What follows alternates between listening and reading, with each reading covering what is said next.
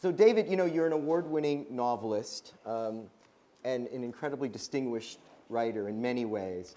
But you've devoted so much of your writing. You've won awards for writing for Law & Order, for Hill Street Blues. And I don't know if many of you ever saw there was one of my favorite television shows of all time. Was it on USA Network or Lifetime? No. Was it? A&E. Yes. 100 Center Street, right? It was Sidney Lumet. Right. The Sidney Lumet was created by Sidney Lumet and David Black. It was 100 Center Street, and you can see intimations of this here as well, and we'll get into that. And so I guess the first question is, what is it about the legal system that obsesses you so much as an artist? You seem to have devoted so much of your artistic energies to writing about the law. First, I also want to say something about David Jones, who is the director. David came on board, and he's one of the most extraordinary directors I've ever worked with. He has a very austere style, as you can tell. As directors used to, he doesn't move the camera unless there is a reason to.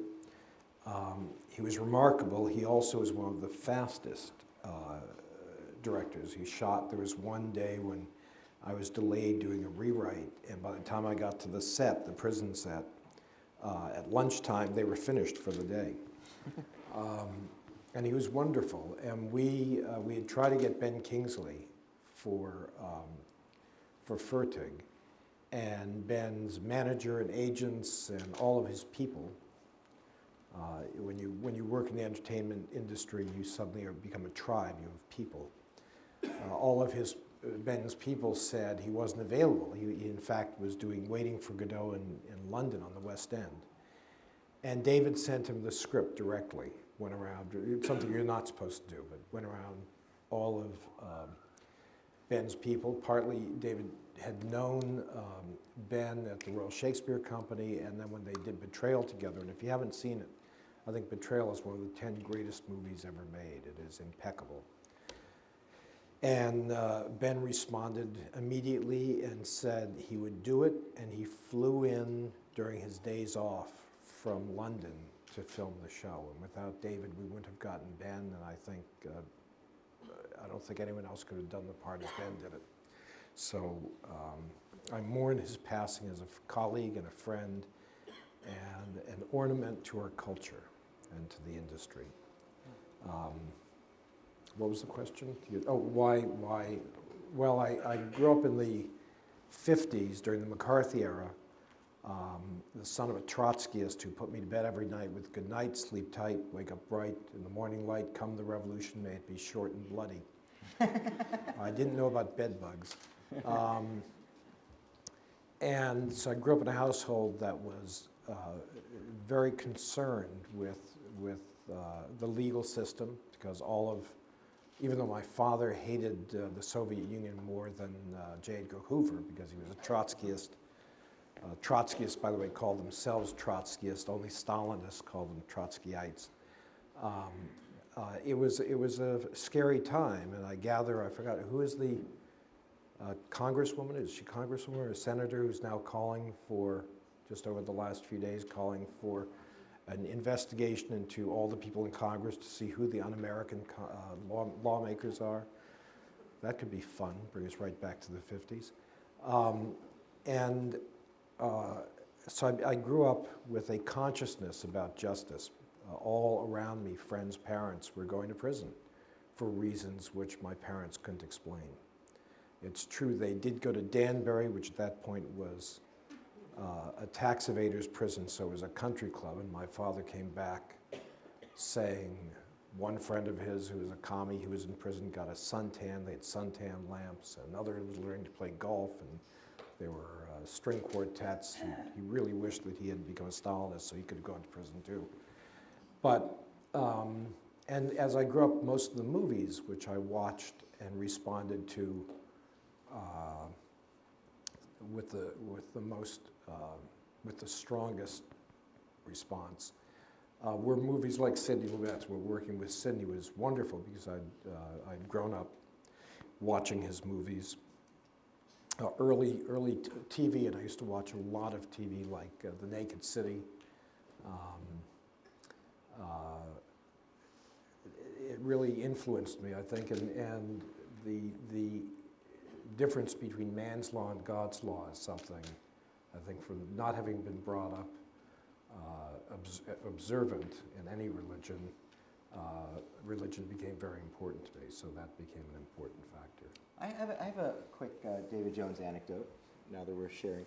You know, I was thinking about, you may not even know this, and I'm not taking credit for the making of the film, but I went with David Jones to hear Arthur Miller at the 92nd Street Y many years ago, and it was it was amazing who, oh, no, actually, that's not right, it was Harold Pinter, but we were sitting, it was just bizarre. I couldn't believe who I was sitting next to. It was Arthur Miller was to my left, Harold Pinter, we all had this little cocktail party, and actually Ben Kingsley was in the audience, and they were talking about your script. Really? Yes, I was there. It's all a lie, whatever Yeah, they no, say. well, David was, you know, in his very sort of courtly way, pitching, you know, trying to get him to do the film. And I remember this is many years ago. Oh, God Also, you bless know, him. there was also very haunting images of the World Trade Center. Did you see how it was at least twice that we Yeah. saw images of intimations of, you know, a kind of New York of certainly of another time. You said something about the relationship between God's law and man's law. I mean, the film really is a morality tale, right? I mean, tell us the story of Roy, you know, is. Okay, you know, I'm gonna give you a scoop. Okay. I'm gonna say something I've never before said in public, and I'm not sure if I should say it.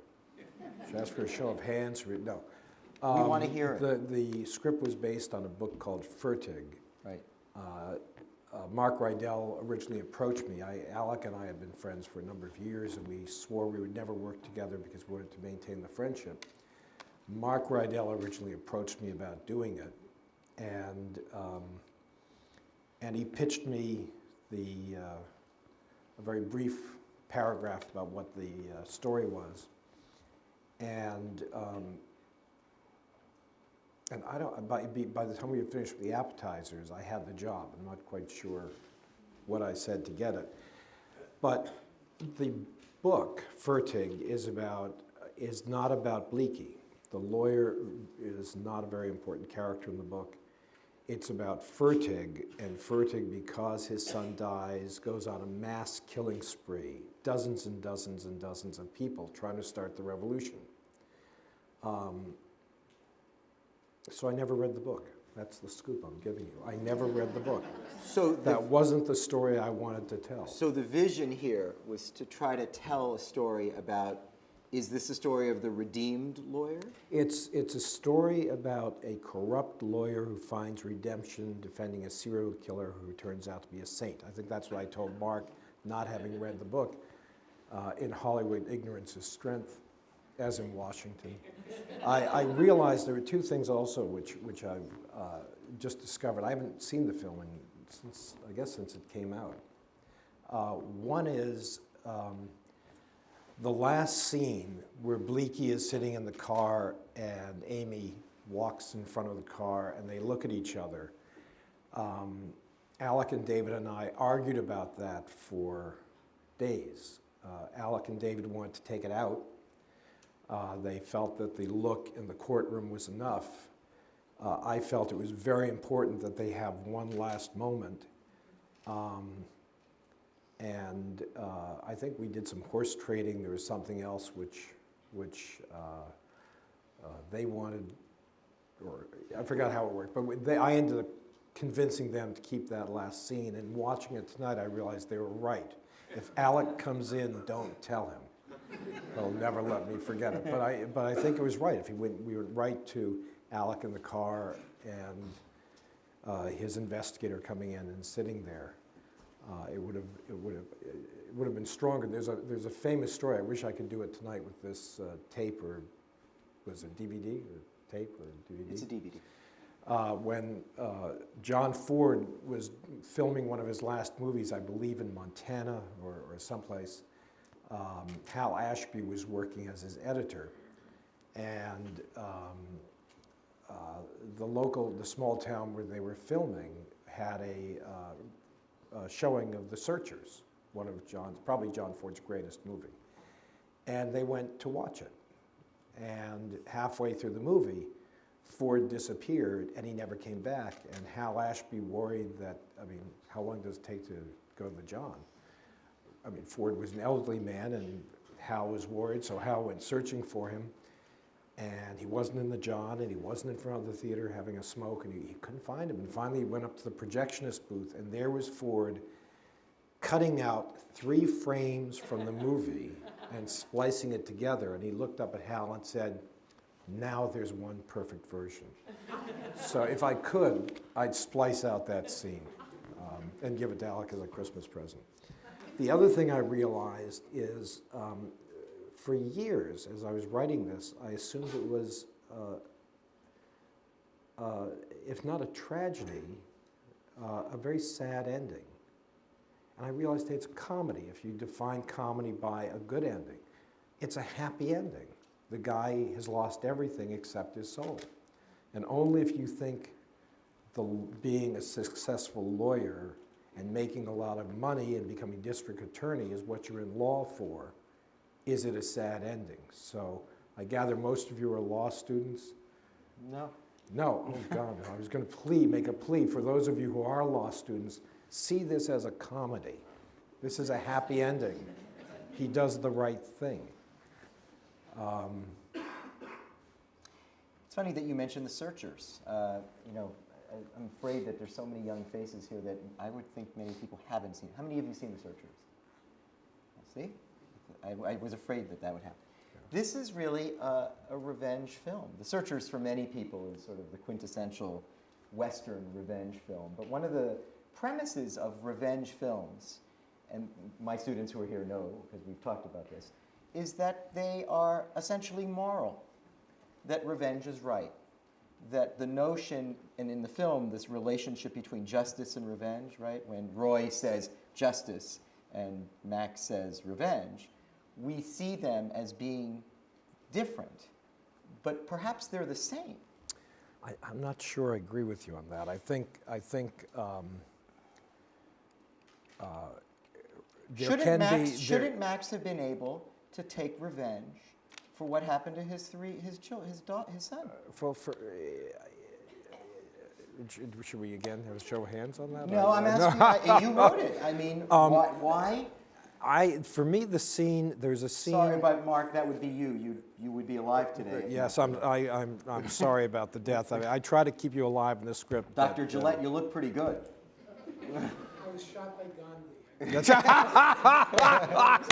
That's a great line. By the way, that one scene, I had 2 younger kids, and when that scene happened, when your brains are splattered against that white tile. Oh, is this thing off now? It's off. Hello? David, Test. I think it's off. Anyway, I'll talk louder.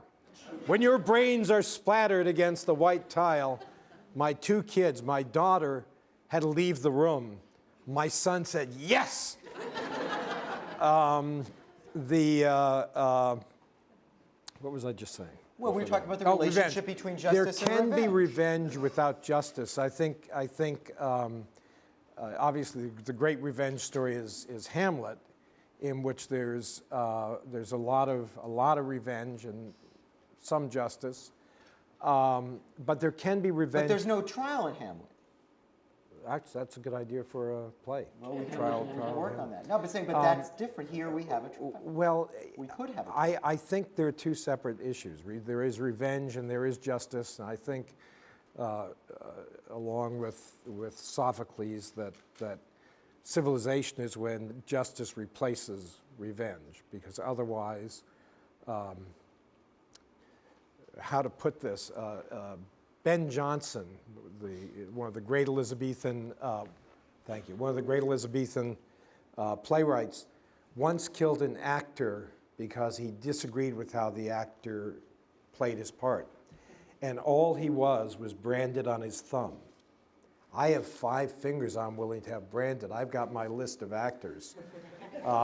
That's revenge. I mean, if we just have revenge. justice is that they don't get a part after they screw up in a movie. I think it's dangerous to equate revenge with justice. Well, no, but think about the great revenge dramas. I mean, the difference here, which changes the narrative, is that we didn't give the law the chance to punish the doctors. In most instances, Count of Monte Cristo down, the law fails. We go to the law first, the law fails, and then the person can't live with it. That actually, that would have been a longer movie, but I think more interesting if we at least made reference to the fact that maybe there was even in there that They're not Fertig- even fired. that Fertig did try. I think there was a scene where Fertig, right when Amy is showing the scrapbook of injustice that Fertig collected. Originally, she talked about the letters he wrote, and he just couldn't get any satisfaction. That's what makes, I think yeah. this is a big difference between this movie. Normally, what you see is the effort of the family Yeah. to seek justice. And when justice fails, they are then asked to reconcile themselves without any sense of justice, and they simply can't. And they have to redeem and reclaim and to do honor to their loss. I mean, this is really also a film about honor. A film about honor and about dealing with loss. A scene which struck me stronger tonight watching this, was a scene which we put in at the very end, which was the scene between Amy and Ben in the hospital room after he tries to commit suicide. And the suicide, I think, I'm not sure if it came across that was Fertig's momentary lapse of faith. He committed suicide because he felt God had abandoned him. Which is why his talus goes back, right? It's as if he closes the talus, exactly. and he's done. I didn't think about that. That's good. That That was David Jones. Yeah. Is that right? David came yeah, up with that? Yeah. No, I was probably off getting drunk somewhere when Yeah. that scene was shot. David wasn't But even Jewish. It's right. None of them were. No, I mean, Amy had to learn how to recite the prayers. Ben did, even though he played Mayor Lansky. By the way, well, I'll get to that. But the scene, we realized that there was no scene between Fertig and his wife. And so I had to write that scene in about an hour and a half because we had the hospital and we were shooting there already. Mm-hmm. And what I realized watching it is that's the greatest argument against what Fertig did. There's a certain amount of narcissism in Fertig's behavior, which is the narcissism of a great saint, perhaps. I expect Moses, the great lawgiver, since we're in a temple of law here, may have had that narcissism. By the way, did anyone hear that Sarah Palin has recently been talking? Her flubs when she was being interviewed, she referred to the fact that Moses also wasn't a good public speaker. I don't know where that leaves us, but.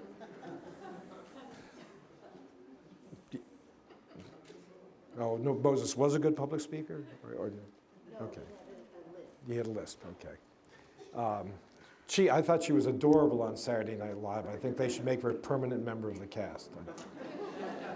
Anyway, when she says, what about me? This happened to me too. It didn't just happen to you. To me, in watching it tonight, that seemed to be a crucial scene and a very important scene. I think if I'd had more than an hour and a half or whatever to write it, I would have tried to milk it a little more because I think it raises all sorts of questions about Fertig's behavior, which are left hanging.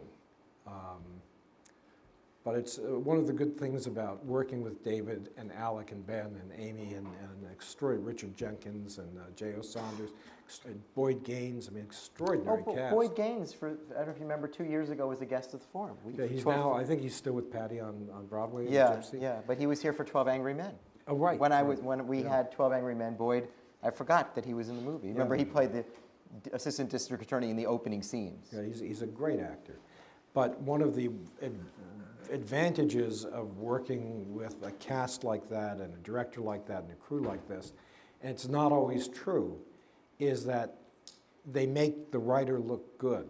I mean, they usually, you write something, it gets filmed, And as a friend of mine who Bill remembers, Bob Ward once said when Catalani was filmed, Catalani and Little Britches filmed with Burt Lancaster and incredible cast. And he went to see the premiere, and when the lights came up, he said, "That's not what I had in mind." And that's usually what writers feel like when they watch movies they wrote. In this movie, it's also, that's not what I had in mind, it's so much better. I mean, they really found things in the script which I certainly consciously did not put there. It's the advantage of working with extraordinary people and watching Alec and Ben work together. Very two different kinds of actors, and they worked together so well. I mean, it was a happy set. It was a happy set. Since we learned tonight that the original story was mostly about Max and not about Roy, and so you've Harry. Harry, right? But you can call Harry him Fertig. Max, I'm yeah. sorry, Harry and Roy. You know, I didn't even catch it. That's how little I can remember the movie. That you knew his name. Yeah. What turns Roy? Where is it? Is it when he comes to little Stevie's grave? I mean, why does he go to the grave? Tell us. You know, there are many great law and law films. Sidney Lumet's The Verdict, written by David Mamet. Very good example of the redeemed lawyer. Many of you may remember John Travolta's performance in A Civil Action. Yeah. Right? Well, these are examples of the lawyer who we see in the most sinister, pernicious way, who is, in this case, frankly, Roy is at another level, right? He sleeps with his client's wife. He's sleeping with the judge. He frames the assistant DA, even when he already knows he's going to win. He's got pictures of the assistant DA with another He's woman. an effective lawyer. Yeah.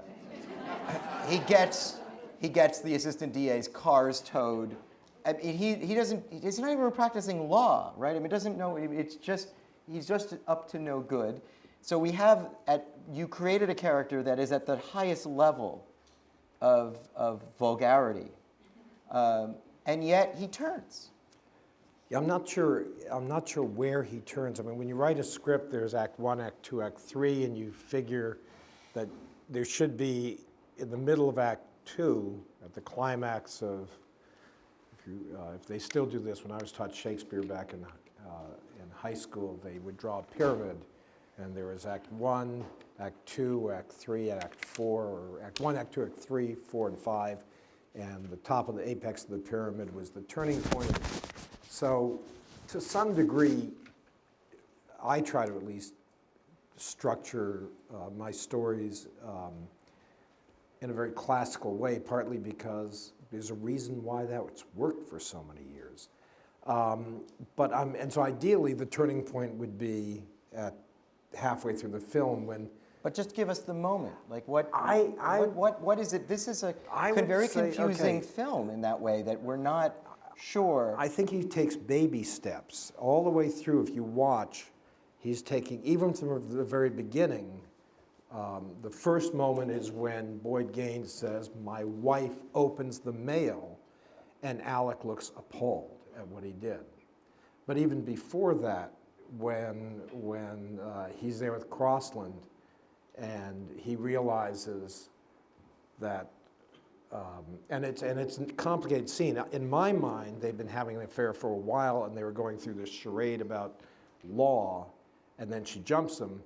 Watching it, I thought, well, maybe this is the first time she jumped him. But there's a moment there that's a little muddy for the character, where he begins.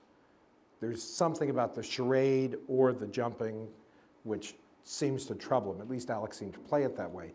But for me, the tipping point, the point when the balance, when you know he's sort of the little engine that could kind of reach the top and is now heading down towards town, is when he gets baptized, which in fact actually happened to me. Tony Hendra baptized me in bourbon once in the exact same way and saying, "Now you can go to hell." And then we had an arm wrestle about who got to use the scene in his own work.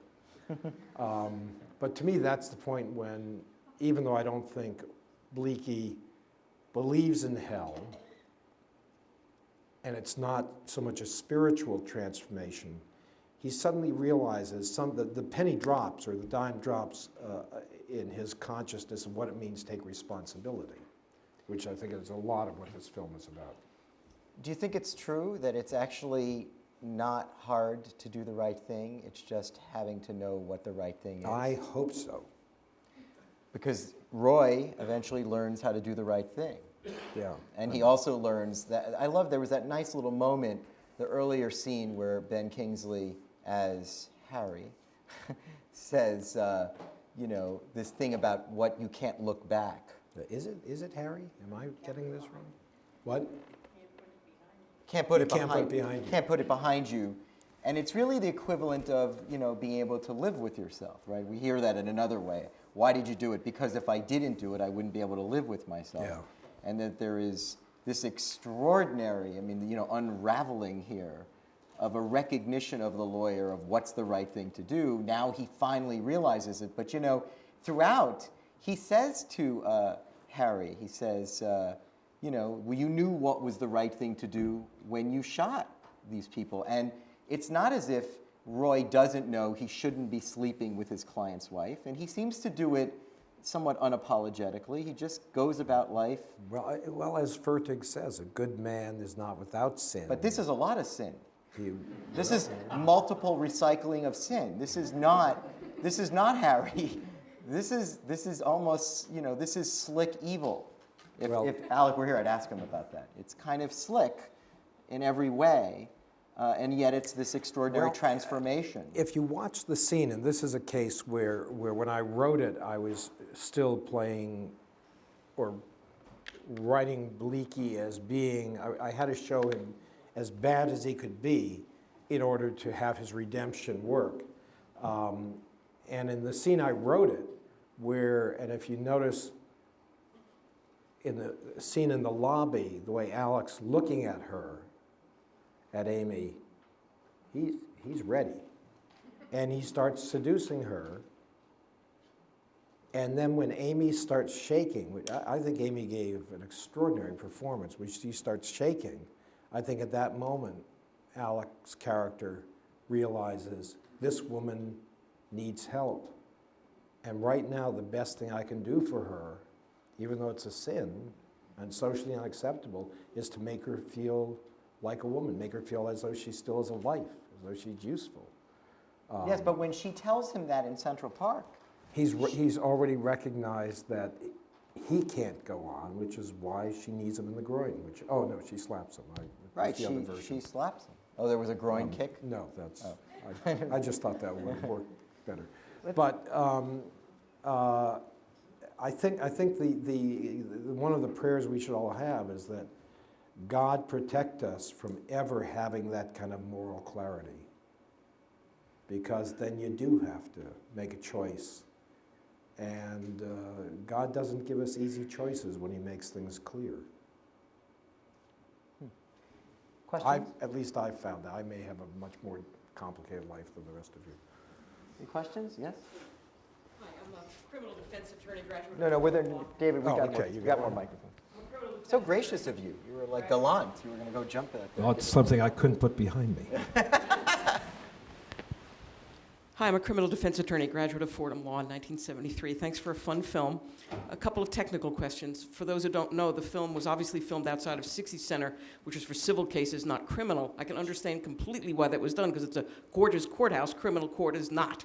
So was anybody bothered with the historic inaccuracy of that? That's number one. Number two, where were the indoor shots? I didn't quite recognize the court room, and it wouldn't surprise me if that was filmed somewhere else.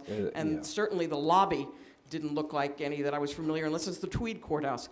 And last, I helped get rid of the death penalty, prevent it from coming back in 2005. God Was bless this you. film made between 1995 and 2004, which is the only years when we've had the death penalty? Yes, yes, it was. In backward order, yes, it was. Yes, it was. Tweed. I worked on Law and Order for 4 years, and I should know this, but does Law and Order use 60 Center? Because I think it's just gorgeous. It's a better shot, and you know, people are willing to sacrifice a lot for a good shot, including the lives of various crew members and or actors. You just brand my fingers. But let's just discuss that death penalty issue The again. day it was filmed between those years, yes. And you know, it was something I'd gotten interested in. Right after writing this movie, I got involved in a project about a case in Chicago when there were all the death penalties that suddenly were being struck down. Yeah, and it was a real case about a guy who was a serial hitman for the mob. He committed more hits than any other mob hitman in history. And like many professionals, he lived in the suburbs and went to PTA meetings. His wife didn't have a clue that he was a hitman for the mob.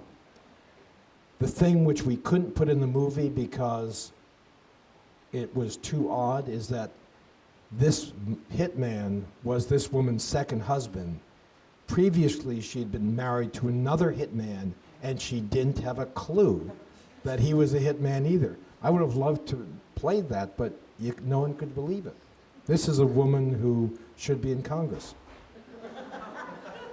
Yes, sir? Yes.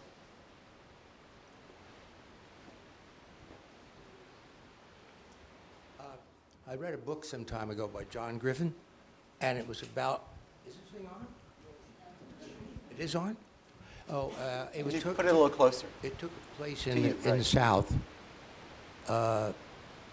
deep South, and the two white men took a young 5-year-old girl, black.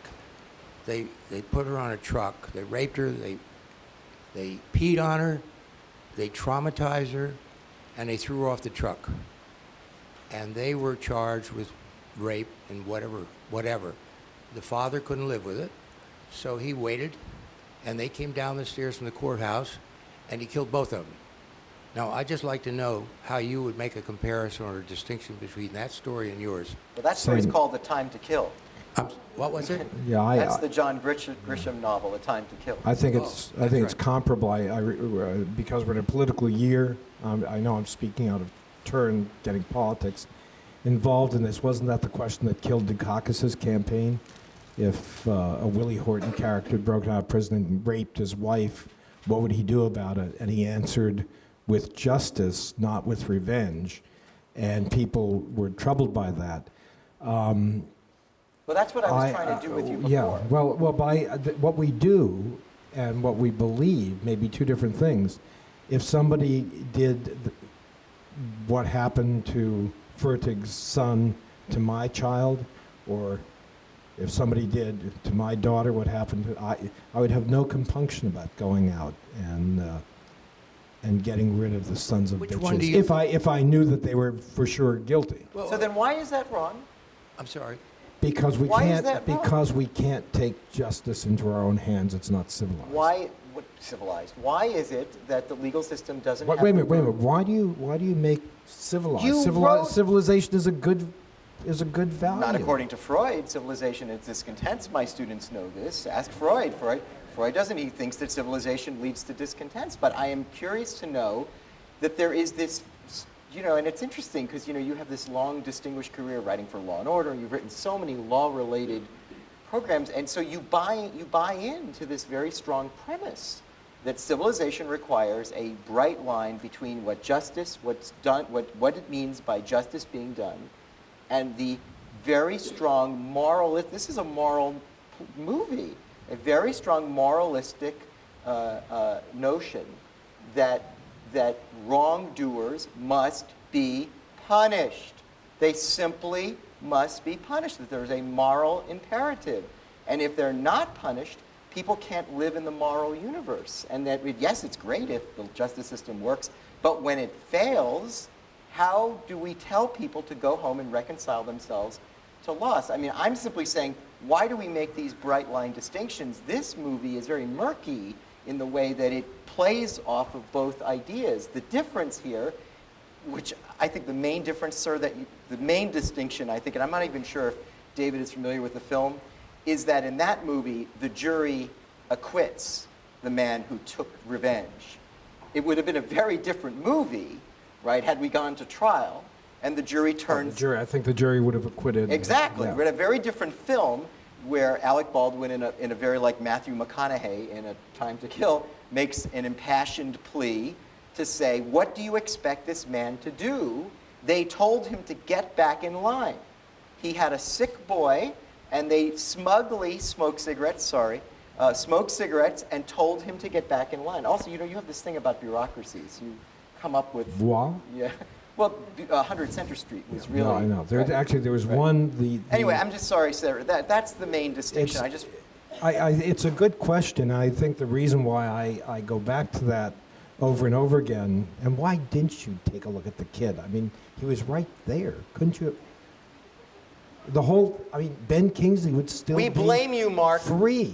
I think in that book, John Forsythe, I think there's much more interaction with the public reacting to the murders of the two Here it's white done people. by way of tabloids. Yeah. Right? You do it, Yeah. but you cheat. Well, Here you do it by way of we only tabloid. had an $8 million budget. We couldn't have Right. big crowd scenes. But I think the tension between our natural desire for revenge and our attempt to be civilized is it's certainly a theme that interests me enormously, and it tests the mettle of who we are as people. And the more intense you can create the tension, the better drama and maybe the better metal testing. Great. Right over there, that woman, yes. I'm a little bit troubled by some of the equivalencies that are being drawn. I have two questions that are kind of the same thing. There seems to be an equivalency drawn between the men who raped and killed the black girl and the doctor, clerk, and nurse who, you know, were kind of doing their job, even though they ended up inadvertently leading to the death of a child. And you also earlier, David, said that the greatest thing that speaks against Harry's action is the narcissism, the fact that he's neglecting his wife. I feel like the fact that he killed people is also kind of, so that's my question. Are you a law student? Oh, okay. You should be. You should be a judge. Very good questions, and the questions you have, I don't have good answers for. I think you have, for it to work, for the drama to work, you have to buy in to the man's despair. That's why when Amy corrects Alec, and she said, I was going to say despair, because he was waiting for God. I think if I had done what Thane had suggested, he talked about, I tried to get justice and couldn't, it would work better. But I think if you have to buy into the fact that he was in such despair, an existential despair, that led him to murder, the murder having happened, I think we slighted Amy's character's position, which was, hey, I didn't go out and kill people. Does that mean I loved my son less? What are you talking about? It's a fine dramatic balancing point you have to play if you're going to tell this story. But I think both questions are very good. I just very quickly to say, I think that that there is a crime, the crime of indifference. It doesn't strike you. To you, there's a clear, bright line, murder, as opposed to simply smoking a cigarette and not giving a shit. And I'm not so sure I agree with that. I'm not sure. It's not obvious to me that neglect and indifference and simple, ignoring people isn't a murder of some spiritual kind. And it's not clear to me. To you it's so clear. It's not so clear to me that what they do isn't murder us in some form. Let me just answer that a little bit. I feel that obviously I agree with Thane because that's how I wrote the script. But whenever I've seen it, I'm troubled by